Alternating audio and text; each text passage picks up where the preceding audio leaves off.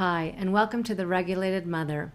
I'm your host, Afshan Tafler, nervous system resilience coach and mother of a hypersensitive, high-needs child.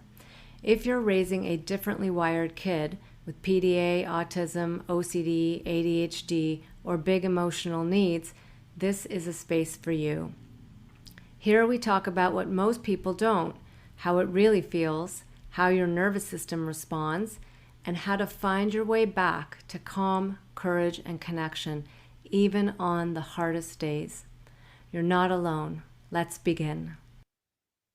If the holidays leave you feeling tight in your chest before they even begin, if you find yourself longing for a beautiful, connected, peaceful Christmas, and at the same time bracing for meltdowns, grief, and disappointment, you're not alone. For a long time, I was able to create the magical holiday I had always dreamed of: the tree, the movies, the gatherings, the traditions. And then as my son got older and his PDA and OCD and sensory needs intensified, all of it slowly fell apart. The things that once felt magical became unsafe for his nervous system and devastating for my heart. The holidays started to feel like a constant collision between what I wanted them to be and what they actually were. And that gap between the fantasy and the reality became one of the most triggering times of the year for me. In this podcast episode and blog, I want to talk about why the holidays are so activating for parents of PDA and high needs children. From grief and childhood conditioning to social expectations to the pressure to create memories, and more importantly, how to reduce the triggering in a way that actually supports your nervous system and your child's. So, we're going to talk about allowing things instead of resisting things and letting go of expectations and grieving the real losses that we do feel, and also understanding the childhood pain beneath the holiday dream and finding unexpected glimmers and gifts in a simpler, quieter season. So, this isn't about forcing yourself to like what feels really hard in your life right now. It's about learning how to stop fighting reality so that you can feel more grounded, less reactive, and more at peace, even when the holidays looks nothing like you imagined. So if the holidays have been feeling heavy, painful, or overwhelming, this conversation is for you. Let's begin. So for a long time, I really did manage to create the magical Christmas I had always longed for. Okay, when my son was younger, we put up the tree, we decorated together, we watched Christmas movies, and we snuggled under blankets, and I cooked the turkey dinner we all loved. And for a few years, I felt like I had finally cracked the code. Like I was living the holiday dream I had imagined since childhood. Okay, it was tender, beautiful, nostalgic, and deeply symbolic. And it felt like healing. But as my son grew and his PDA became more externalized and OCD came on board, okay, these intense OCD patterns started to show up and his sensory needs then became more pronounced, the season slowly began to unravel. Okay, the things that were once magical became overwhelming and unsafe for my child's nervous system. Decorations started to come down, ornaments were thrown and smashed, the tree became too much stimulation and too much unpredictability. Movies became a demand, and eventually I wasn't allowed to watch them at all. And even cooking turkey, okay, the holiday centerpiece of our family, became a trigger for my son that led to hour-long rages because his OCD and PDA needed so much control over it and now had labeled it a dangerous thing. So that, and then the gatherings we once hosted, okay, 25 people. I'm the one who hosted everyone at my house. I don't know how I did it, but 25 people filled our home, okay, with food, laughter, and energy. That became impossible. Okay, the noise, the expectations, the social dynamics were too much for him now. Eventually, we canceled everything. Okay, family Christmases went from bustling and warm to quiet and empty. And I didn't realize right away how much my identity, nostalgia, and sense of belonging had been tied to all of those rituals. And beneath all of that was something even deeper. I had been trying to recreate the Christmas I never had. Okay, growing up, the holidays were heavy and isolating for me as a child. Okay, my father struggled with seasonal affective disorder and likely undiagnosed autism, and gatherings were with other families became a big stressor for all of us. And my mother carried the stress of managing everything alone. And as a child, I just escaped into Christmas movies, into the fantasy of this perfect holiday where everyone was happy and connected. So when I became a parent, creating that magical holiday wasn't just about tradition, it was about finally giving myself the experience I always wanted as a child. It felt like a way to heal the loneliness I had carried, which meant that losing it again now, okay, this time as an adult, hurt in a familiar and profound way. Okay. So the holidays I was living became another version of the holidays of my childhood, ironically, right? Unpredictable, messy, and deeply lonely. And I see many parents of PDA kids going through the same experiences, wanting so much to create a beautiful, connected, even perfect Christmas memory, only to have to accept the harsh reality that Christmas and holidays will be nothing like they had expected or wanted. Okay. So the holidays are a triggering time for so many reasons. And I want to share with you how I began to make peace, okay, with a very different kind of Christmas, okay, and how to my own surprise, I found more freedom and authenticity in the shift than I ever found in the perfection that I had been chasing. Okay, so why do the holidays trigger parents of PDA children so intensely?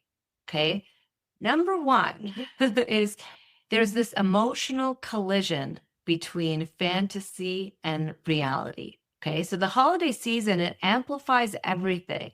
It amplifies our longing for how we want things to be. It amplifies our grief that our reality is so different from what we wanted, and our expectations of having some peace and joy or some family gatherings, our exhaustion from managing everyone's distress and all of our own nervous system activation we hold inside for it all mounting a huge amount of stress load. Okay.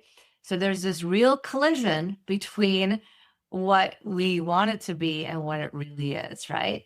So this is one of the biggest triggers, right? There's this mismatch between what we thought the holidays would be and the reality that we're living. And many of us grew up internalizing a cultural image of a beautiful holiday, okay, a decorated home and peaceful moments and happy kids and cozy rituals and joyful gatherings. And when our PDA child dismantles the tree, rejects all the decorations, has a hard time waiting for presents, or panics at the idea of a family gathering, the nervous system interprets this mismatch as danger. Okay, so it's not just disappointment, it's activation of deeper conditioning, unmet childhood longings, and the survival based belief that if things don't go the way they should, then something is wrong, right? We all have these mental maps of what a beautiful, wonderful, happy holiday is. And it's like we require it to be that way in order to be happy. And when it's not, it feels like something is wrong. And then our nervous system gets threatened. Okay, number two is the pressure and pain of social expectations. Okay, so another layer of triggering arises from the pressure of social connection. Okay, so many parents want their children to experience togetherness with extended family and friends. And yet these environments can be so overwhelming for a PDA child's nervous system. Okay, the unpredictability, the noise, the expectations, the loss of autonomy can send them into fight, flight, freeze, or shut down very quickly, right? We've seen this. And as parents, you're stuck between wanting connection with others and avoiding dysregulation. And the fear of judgment from others can make every gathering feel like you're walking a tightrope. Okay. And when you ultimately have the chance to cancel gatherings or leave early, then you feel this grief of lost connection too, right? And then the loneliness that follows that can feel so profound. Okay, so number 3 triggering is loss of structure, rest, and spacing. Okay, the holidays also mean a sudden collapse of structure. Okay, with school out, siblings home, routines disrupted, demands on the parent just skyrocket, right? You feel a lot more demands on yourself. And every child needs more, every moment is unpredictable, and your own needs disappear entirely. Okay, there's less space for regulation, less time for yourself, and far more opportunity to get triggered. Then the fourth thing that's triggering is that there's these old imprints from childhood that reactivate. Okay, so on top of all the other things going on over the holidays often resurface old emotional imprints from our own upbringing. Okay, so for many parents, this brings up memories, like either conscious or a lot of the times unconscious memories of conflict, sadness, loneliness, and unmet needs that we felt as a child. Okay. And for others, it can bring up the dream, right? The fantasy version of the holiday we constructed as children while watching all those movies, right? That helped us compensate for the pain that we felt. And when that dream slips away in adulthood, the old grief of our childhood actually gets triggered. Okay. Then number 5 is the cultural pressure to make memories, okay, really intensifies everything. I hear this all the time for parents. I want to be able to create these beautiful memories for my child. Okay, so there's this pressure, right, to make memories, to create magic, and to have a happy family holiday. And this can feel crushing, right? When your reality doesn't match that script, that mental model in your mind, then the shame and the self-blame can be intense. So all of these emotional layers, right? The longing of things, of how they should be, the grief that gets triggered, the childhood conditioning that comes out, and the childhood traumas as well, the cultural expectations, the loneliness, the overstimulation and exhaustion, they converge in a way that makes holiday triggering incredibly understandable, right? Okay, so now that we've named what can be triggering, let's talk about how to reduce triggering and create a holiday that works for your family with your PDA child or children. Okay, so the path forward isn't about giving up or fixing your child or forcing yourself into holiday cheer. It's about shifting your relationship with what the holidays mean and allowing yourself to grieve, okay, the losses, and discovering the new possibilities that open up when you stop fighting your reality. Okay, so the number one thing that I teach all my parents all the time is move into allowance. Okay, allowing what is. And this is the foundation of all regulation, in my opinion. Okay, so one of the most transformative steps in feeling more regulated and more at peace is moving into allowance. It's letting the holidays be what they are, not what your conditioning and programming think they should be. Okay, so when you resist the reality of your child's needs, then their nervous system intensifies in response, right? But when you soften into acceptance, allowing what is, then something in you relaxes. You stop adding struggle on top of struggle. Okay, that's what resistance is. And allowing doesn't mean that you enjoy the loss of rituals or traditions. It simply means that you stop fighting the truth of this moment. Okay, and in that space, your nervous system finds more steadiness. Okay, resistance to what is creates a lot of stress. Okay, allowing the reality that is here and being okay with all that is creates regulation and the capacity to hold space for whatever grief that's getting triggered, whatever disappointment that's getting triggered. So you can hold space for it, right? While at the same time, this ability to hold space for other possibilities emerges from the new reality that you're in. Okay, so that's the paradox. When we allow what is, and we allow that this, one possible reality is here right now, then it also allows space and we let go of resistance in the process, then it also allows space for other possibilities to emerge. Okay. And a more happier and joyous holiday to appear in a way that looks nothing like you thought it would. Okay. So number two way of reducing your triggering is release expectations and the internal demand system. Okay. So this is similar to allowing, but letting go of expectations, okay, is another profound step in reducing holiday triggering and staying more regulated. Okay. And this is understanding that many of our expectations are inherited. Okay. They're inherited from like, our conditioning and programming, right? And that comes from movies that we watch, the culture we live in, the childhood fantasies we had, okay, or this pressure to create joy for our own children. Okay. But they become internal demand cues and they push us into sympathetic fight flight activation, making us more reactive. Okay. Mounting more stress load. Right. So when you release the story of how things should be, right, you release the expectations, then you make room for how things can be. Okay. And then this takes the process of really understanding that most of how we envision the holidays comes from past conditioning and learnings about what we believe makes a happy holiday season. Okay, so understanding that happiness during the holidays can come in many ways, even if it doesn't look like the reality we imagined.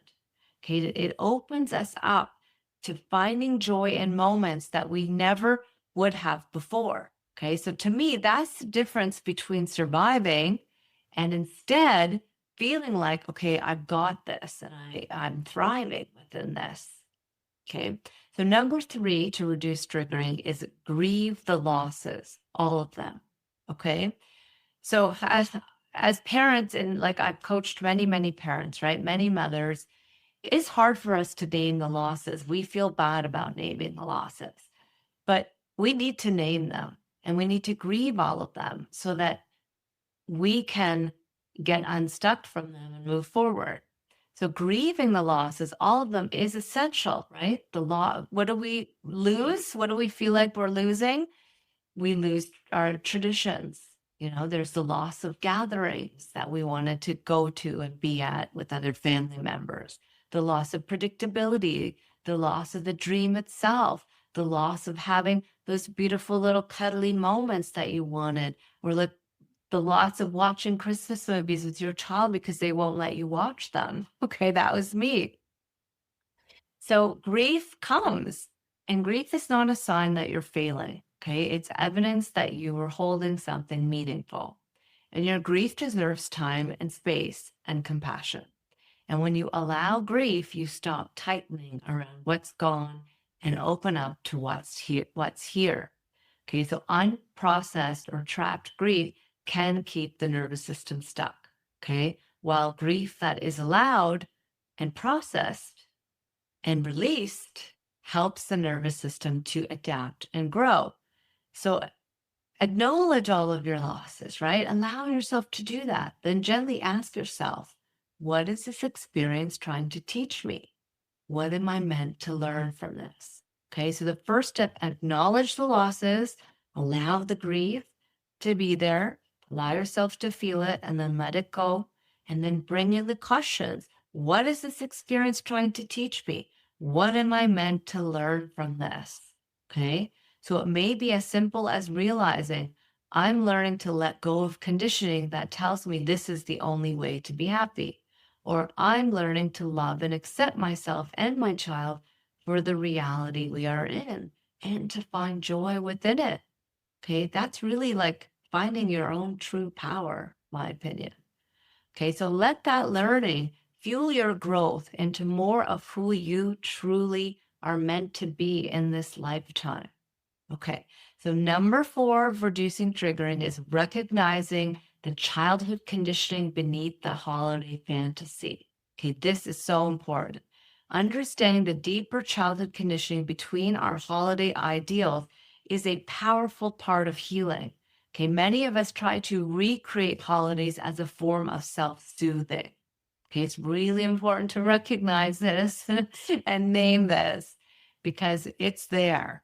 Okay, where it's like to recreate this perfect holiday is a way of self-soothing our inner child, a way to rewrite our childhood stories or fill emotional gaps that were left there long ago. Okay. At the same time, we may be unconsciously trying to avoid the sadness and grief or loneliness that can get triggered during this time of year. Okay. Because of our own childhood, that we may not have had holidays that were full of joy and love, and maybe they were full of a lot of stress, right? And that created sadness and grief within us. So when we become conscious of this, we can begin to hold space for these vulnerable emotions rather than pushing them away. Okay, we can support them with love and compassion and allowing them to move through us so that we, our true self, can stay present and grounded with things as they are. Okay, from this place, a deeper knowing often emerges, okay, that while the holidays can hold meaning, they do ultimately determine our happiness, worth, or they do not do, they do not ultimately determine our happiness, worth, or sense of belonging. Okay. So we can really get tied up in this. Okay. That creating this perfect holiday creates this meaning for us, right? That then we can be happy, then we are worthy, and then we belong. Okay. And we want to let go. We want to really uncouple that, our sense of happiness and worth and sense of belonging from how the external events turn out.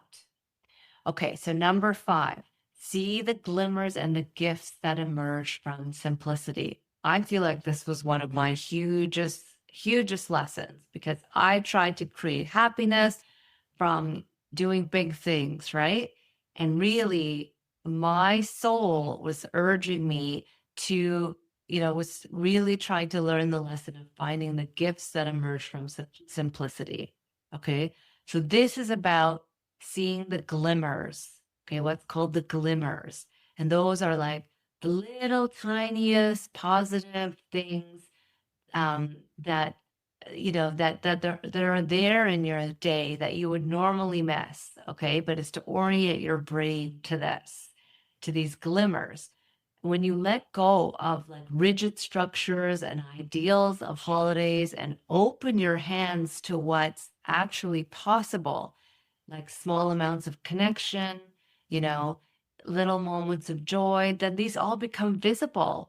These are moments that often get missed when we're trying to make the season look a certain way, right? So for me, these glimmers look like discovering that not hosting huge gatherings actually reduced pressure on my nervous system. Okay. It's what I needed. And with my health challenges emerging at the time, I could feel how not hosting wasn't a loss, but a genuine gift to my body and allowing me to have more capacity to just be present and be there and enjoy the moments with my child.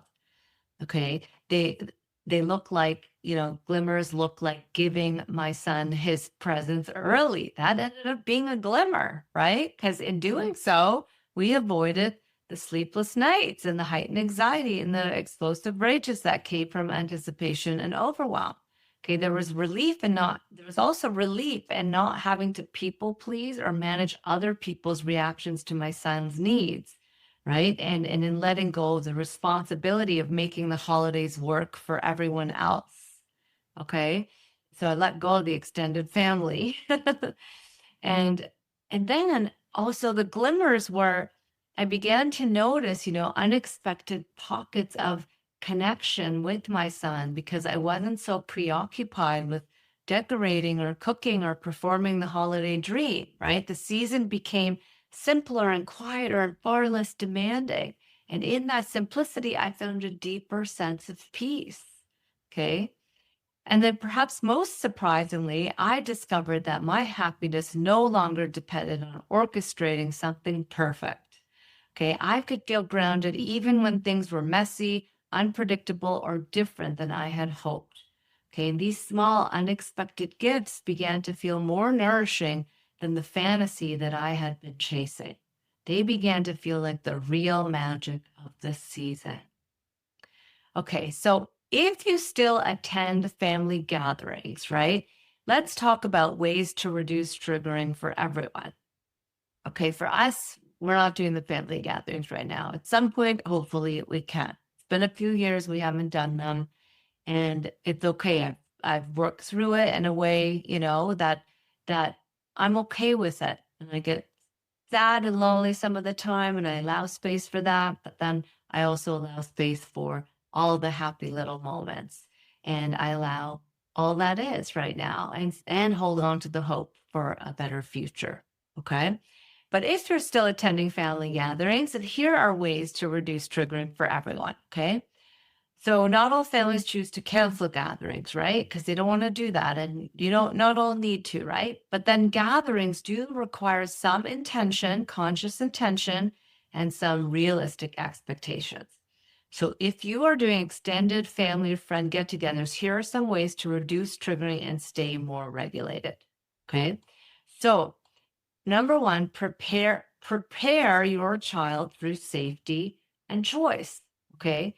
So preparing your child ahead of time can reduce pressure on their nervous system, lowering demands, okay, offering choices about how long to stay, identifying quiet spaces. These can all help support them, right? So usually most families know this, like they find ways to help their PDA child to be okay at the gathering, right? Um, and then also, though, it's about helping family members understand what PDA is, okay, and how they can avoid pressuring your child or having expectations of your child or children or any attempts to manage your child, right? This sets up everyone for more success. So if your family's open to this, it's good to prepare them too. Okay.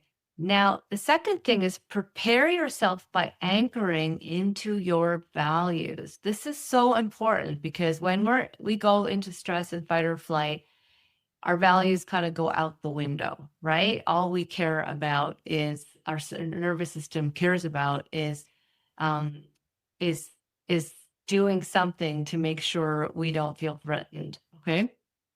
But anchoring into your values before you go to a family gathering. Okay, so this is about remembering that your child's safety and autonomy and nervous system come first. Okay. And when you remember this, it can really prevent you from slipping into people pleasing or into self blame. Okay. So when you're clear on what matters most, right, then boundaries become clearer and your presence becomes steadier. Okay. Okay. So number three, regulate during the gathering. Okay. During the gathering, take micro moments, to breathe, to orient, to soften your shoulders if you're bracing and holding, right? Return to your body, right? Give your body cues of safety that you can stay present and grounded even when things feel tense. So this is about learning the kinds of cues your body needs in the present moment while you're, in a gathering with others to stay more present and grounded, right? Stay attuned to your child's cues as well, rather than the reactions of others. Okay. So it can also help to remember that other people's reactions are often rooted in their conditioning and programming. Okay. Not in anything that you or your child are doing wrong. And I've found that when I remind myself that my worth, lovability, or sense of belonging is not defined by how others respond to me or my child, but by how I choose to relate to myself, then I feel far more empowered in these situations. Okay. And if you need to leave early, because that happens sometimes, then leaving without shame communicates to your child that their needs are valid and worthy of respect. Okay, number 4 is debrief and recover afterwards. Okay, so after the event, allow yourself to process the mixture of emotions that come up. Okay, sometimes there's grief, sometimes there's relief, sometimes there's exhaustion, and sometimes there's some gratitude. Okay, notice what worked and what didn't, and celebrate the small glimmers, even if they were fleeting or very small, right? The small little positive things, right? So I try to reflect on gatherings like in the past, I would just try to reflect on them by acknowledging first the hard parts and offering myself compassion, while also gently helping my brain come out of negativity bias and noticing the moments of connection and what went well as well. Okay. So this helps me feel grateful for the little things, which in turn softens the grief around the harder ones. Okay, so what I ultimately learned and what I hope that you can feel in your heart too. Okay. Peace, what I learned is that peace did not arrive when the holidays went the way I once imagined. Okay. It arrived when I stopped needing them to go the way that I thought they should. Right. I learned that I could grieve and still feel joy. I could let go of rituals and still feel connection. I could release the dream and still find moments of magic in the present. Okay, I could tend to the parts of me that longed for a perfect holiday and also hold the reality that my life and my child needed something entirely different. Okay, I learned that meaning isn't found in the perfection of the holiday season, it's found in the truth of it. Okay, in the way that we adapt, soften, allow, and grow. Okay, in the way that we discover what we are capable of, more flexibility, compassion, and presence than we ever realized. And perhaps most of all, I learned that I could be okay, truly okay, even when nothing looked the way I once hoped it would. Okay, that freedom is something no ideal holiday could ever give me. Okay, so I still sometimes yearn for Christmas movies with my son or the warmth of big family gatherings. I still feel the sting of loneliness at times, but I no longer get trapped there. Okay. I can feel the ache without losing myself in it. I can hold the grief and the glimmers at the same time. And I can let the holidays be imperfect and yet still meaningful. Okay. And I hope that as you move through your own version of the season, you can find your way toward the same spaciousness, a holiday that may not look magical on the outside, but feels gentle, grounded, and real on the inside. So happy holidays to you, my friend. If this resonated with you, please share, please comment, share with other parents who may need to hear this messaging too. Thank you. Thanks so much for listening to The Regulated Mother. If this episode helped you feel a little more seen, grounded, or hopeful, I'd love for you to share it with another mom who might need it too. And if you want more nervous system tools and support, head to my website, illuminateyou.ca, to grab my free ebook and video series. Until next time, be gentle with yourself. You're doing brave and meaningful work.